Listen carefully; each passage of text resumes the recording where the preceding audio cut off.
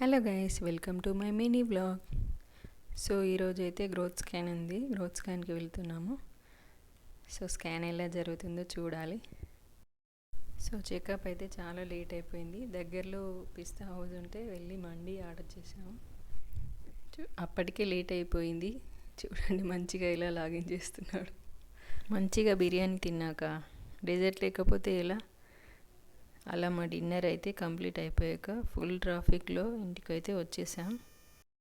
ఇంటికి వచ్చాక బద్రి చూడండి రిపోర్ట్స్, టాబ్లెట్స్ అన్నీ ఎలా చెక్ చేస్తున్నాడు.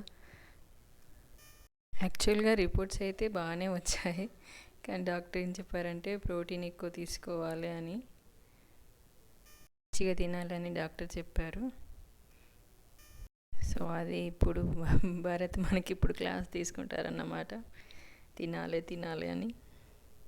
Okay, bye guys.